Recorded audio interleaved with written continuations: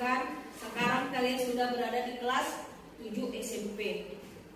Sebelum kelas 7 SMP dari SD sampai kelas 6, tentunya ada perubahan yang dapat kalian rasakan. Baik itu perubahan sikap maupun perubahan. Ada nggak perubahannya, Nak? Ada. Oke, boleh buka matanya. Silahkan duduk.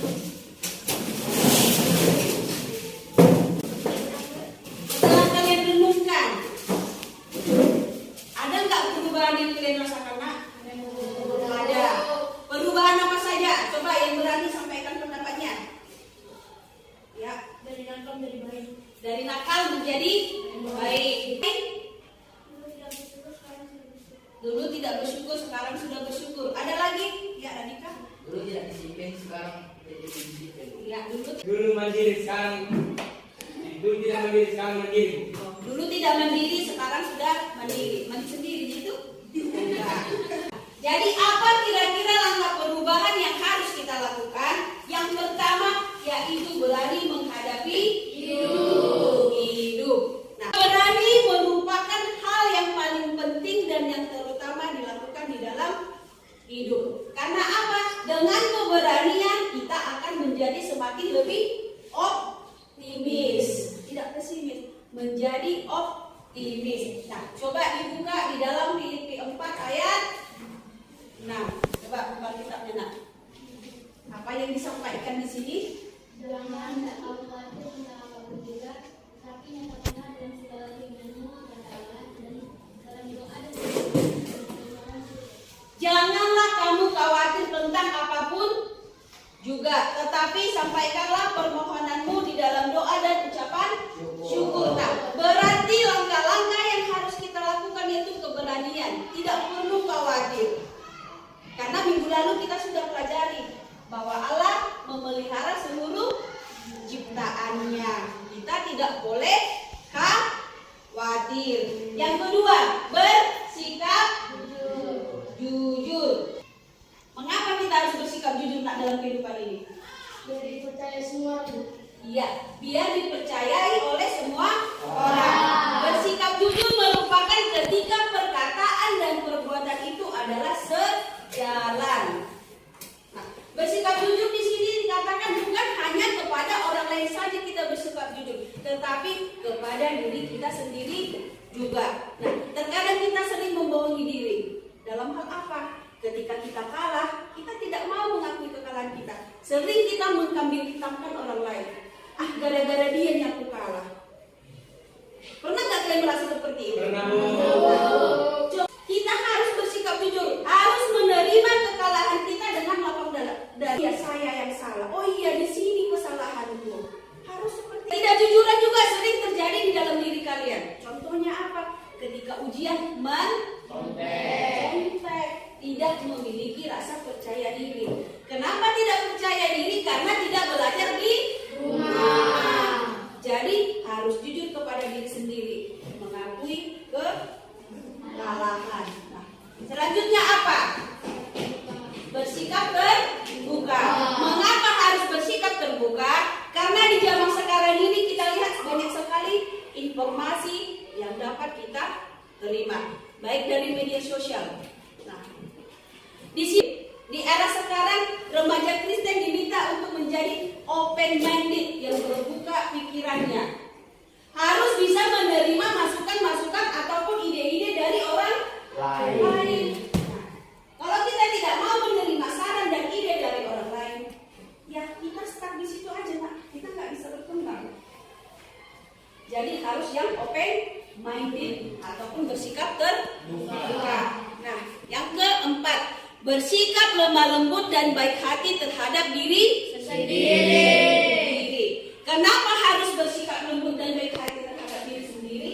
Karena orang lain tidak akan mungkin mencintai kita duluan, menyayangi kita duluan. Harus dimulai dari diri sendiri.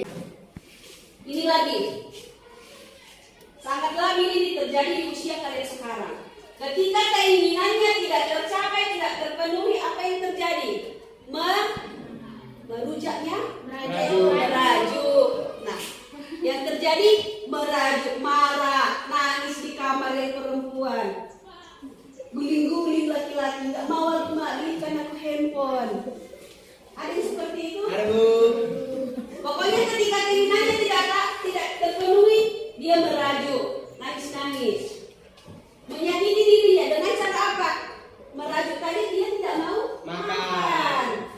Yang rugi siapa? Diri sendiri, sakit perut.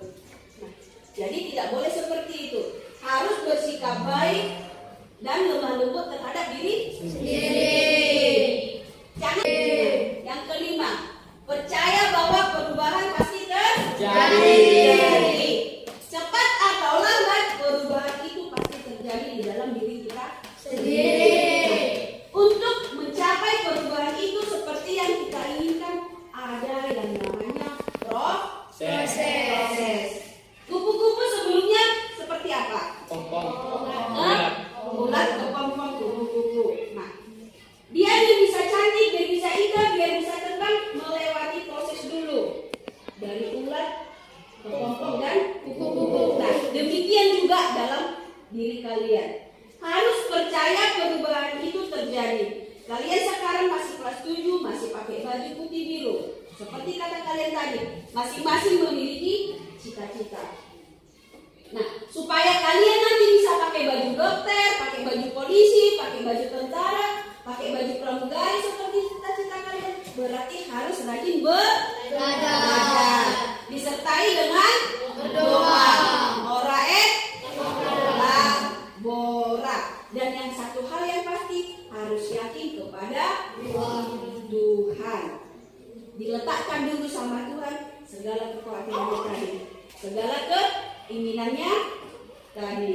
Nah, kita boleh belajar dari tokoh Alkitab yang melakukan perubahan atau hidupnya yang diperbaharui oleh Tuhan. Salah satunya siapa? Rasul Paulus. Rasul Paulus ini tadinya bernama Saulus.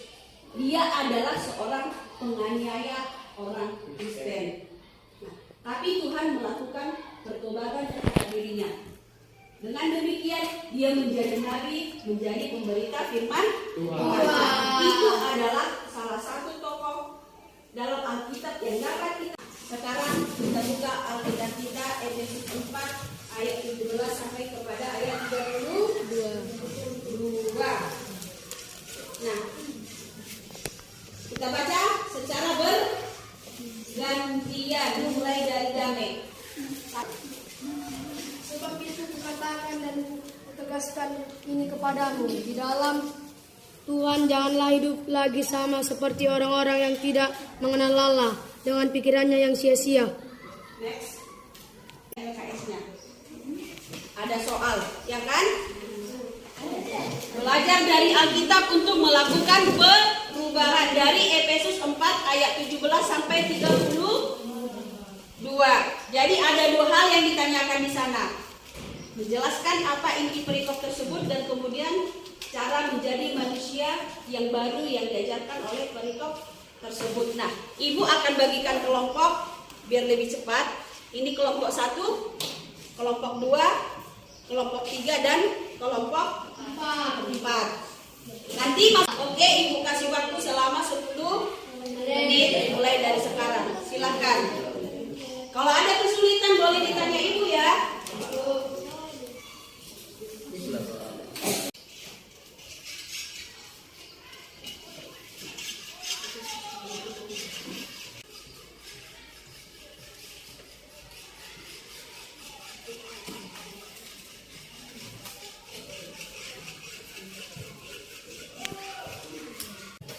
Sudah siap, Nak? Sudah. Oke, baik. Kalau sudah siap, boleh dipresentasikan ke depan. Dimulai dari kelompok 4. Bacalah Efesus 4 ayat 17 sampai 32. 1. Jelaskan inti dari perikop tersebut. Menjadi hidup baru. 2. Jelaskan cara menjadi manusia yang baru yang diajarkan dalam perikop tersebut. Tidak mencuri tetapi bekerja keras, bersikap ramah, tidak berkata kotor, membuang dusta dan berkata benar kepada orang lain. Ya, tepuk tangan. Coba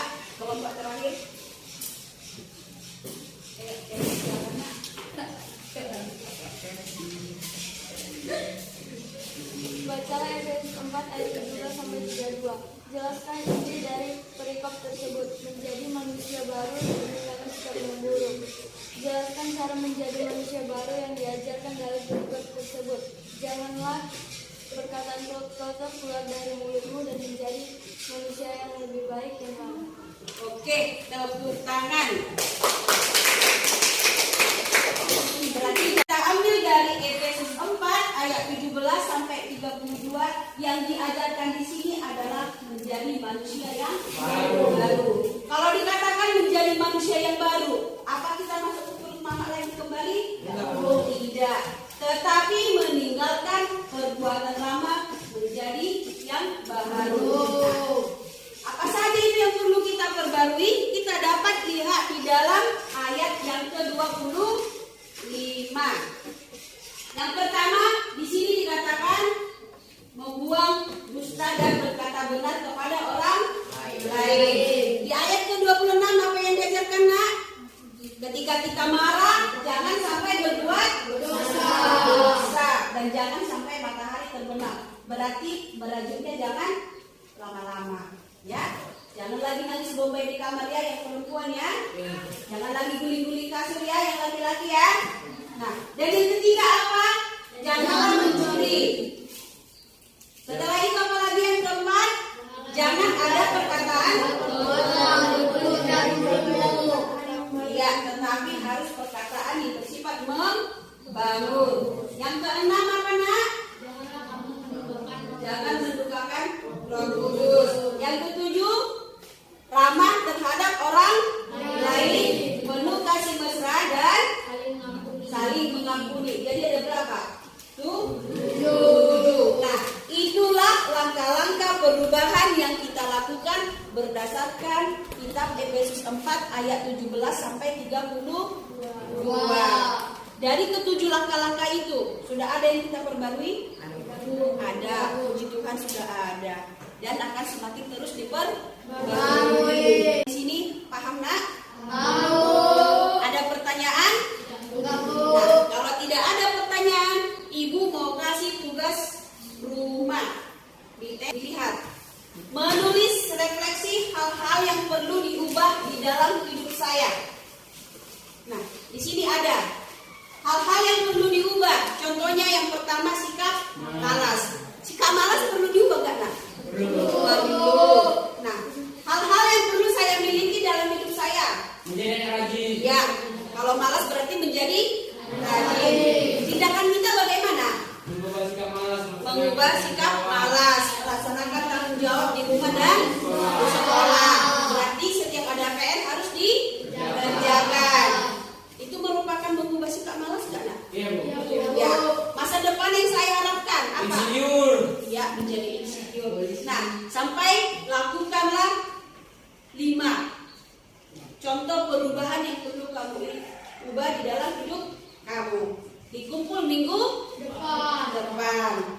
Nah, kemudian tugas yang kedua, ini ada lembar kerja keterampilan. Di sini menulis refleksi singkat bagaimana Allah mengubah hidup kalian. Nah, sebelum diperbarui oleh Tuhan itu saya bagaimana? Bisa diceritakan kan? Bandel, melawan mama, melawan bapak. Nah, setelah diperbarui Tuhan bagaimana? Baik. Jadi anak yang baik. Nah, jadi tugasnya minggu depan ada 2. Ada yang mau ditanya tentang tugas? Oke. Kalau tidak ada, kita tutup dengan doa. Ibu mintakan kepada Radika pimpin doa di depan. Silahkan.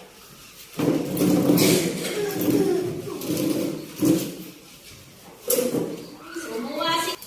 Mari kita bersatu dalam doa. Tuhan Yesus, terima kasih karena Engkau telah melindungi kami hingga akhir pelajaran kami ini Tuhan. Dan kami Tuhan akan kembali ke kelas kami masing-masing, melindungi serta jagalah kami selalu Tuhan. Dan juga jagalah guru yang telah mengajar kami tadi Tuhan. Terima kasih Tuhan, dalam namamu kami berdoa dan mengucap syukur. Amin. Amin. Selamat siang.